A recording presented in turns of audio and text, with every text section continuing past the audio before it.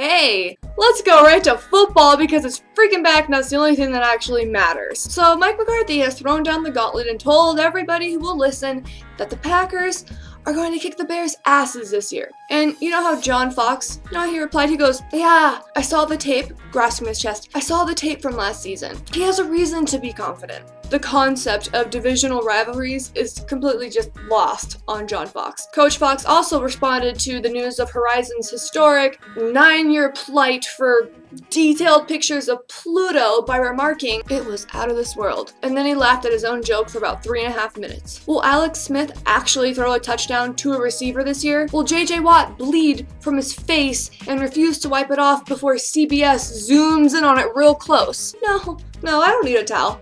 I don't need a towel.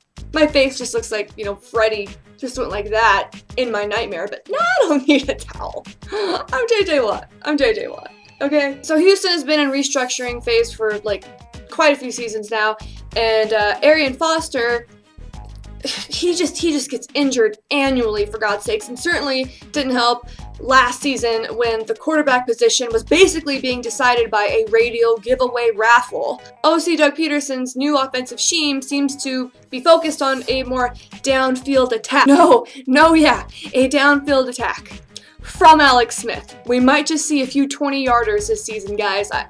Brace yourselves. I mean, Kansas City really should just be worried about JJ Watt, considering he could just squint too hard and take out the entire Chiefs offense with a torrent of blood. Now, after half a decade of turnovers and hot air from Rex Ryan and signing every has-been player that might sell tickets in a disingenuous effort to apologize for Mark Sanchez, the Jets have made a move to look to the future.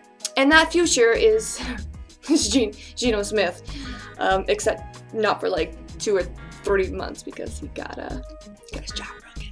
Oh yeah, and the Cleveland Browns are also a team. I like the Bills. They're one of my little teams that, I root for. It's them and the Bengals. But it's just not going to happen against Andrew Luck. I'm sorry. It's just not going to happen. To their credit, they're building a pretty interesting team. And obviously Rex Ryan is a character. But, yeah, no, kind of like that. Now for the Dolphins, they have a stable of fast, young receivers, and with the addition of Dominican Sue over here,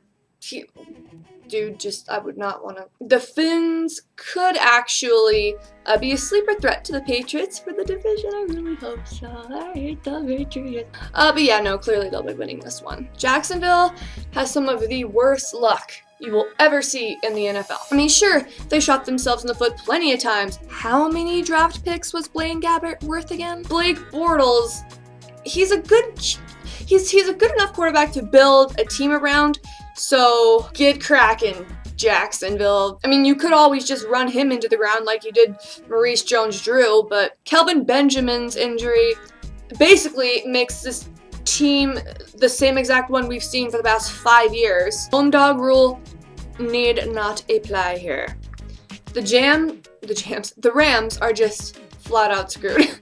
Seattle even has their own worries with a sluggish offense, and the Rams are still pretty much screwed. Trey Mason still might not play, and Todd Gurley isn't playing, leaving the offense in the hands of Nick Foles and a pretty weak-ass wide receiving corps. The Rams can match Seattle's physicality, however.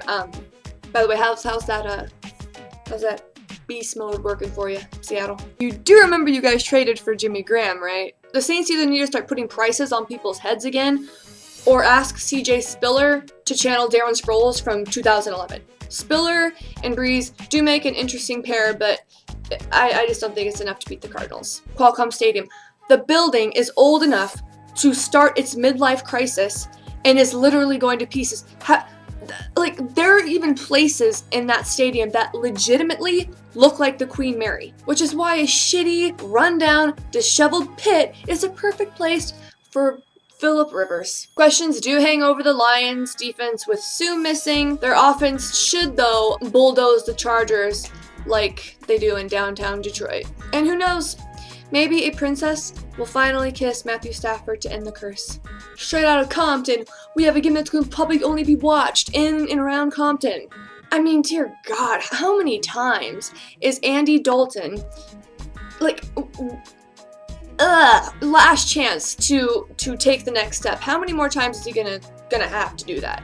I mean, I'll play along. I'm just losing track. But the game being in Oakland actually works out great for the Raiders because I don't even think half their team can rent a car yet. Young talent like Amari Cooper, Derek Carr, aka Pugsley Adams, after the divorce, they did improve with a strong rookie season. So brace yourselves, NFL. The Raiders might actually be climbing out of the dumpster. So the Titans welcomed longtime defensive god Dick LeBeau to the team, and the longtime Steelers DC plans to start with the basics, just real slow, reeling them in gently. Gotta start slow.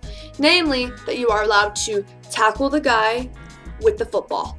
But who wins? It's okay. Isn't it more important to go out there and play your best, little guy? So go out there and have some fun, Titans. So Jason Garrett is probably hoping that Darren McFadden can do what DeMarco Murray did for them last year, which isn't going to happen. DMC, the poor guy, I mean, he just gets injured almost every single year. And until that time comes, Dallas does seem to look pretty scary so far. All subjective. Don't hate me. But, you know, I'm sure Jerry Jones won't interfere in some way that completely undermines Jason Garrett. How stoked do you think Sam Bradford is? Languishing 4 years behind a line that only knew how to block for Steven Jackson. Throwing to any player that could get their gloves on correctly, and eating so much turf that he missed 22 out of 26 games since 2013. So he finally has the tools and the coach to cater to his strengths. He has been looking sharp in Philly, Bradford. Meanwhile, though, Matt Ryan, he's stuck in Sam's old world. You know what I mean? Like, the Falcons' real problem is their crazy tradition for not playing defense. Like, just, he used to have the weapons to keep pace with the score, but Gonzalez had to retire before he began collecting SSI, and Roddy White is coasting his rascal scooter in the same exact lane. Now, Julio Jones could probably catch the ball with his mind at this point, but he can't be the only one out there. Oh, Jim. Jim. What can I say? You know, I'll miss those exaggerated reactions to every whistle. I'll miss your delusional faith in Colin Kaepernick, and I'll especially miss those ballerina spins. The Vikings, on the other hand, they finally have a team that could compete along with a defense tougher than Adrian Peterson's children's skin. So then you got Teddy Bridgewater, also has Mike Wallace to throw to. So I'm kind of interested to see how Carlos Hyde holds up in the NFL. Thank you so much for watching my first video. I'm Christina Quattrone for BookieSmash.com. You could follow me on Twitter at YesWhatISayGoes. No, I don't really believe that. It's just tongue-in-cheek. And I will see you guys next week. Have a wonderful weekend.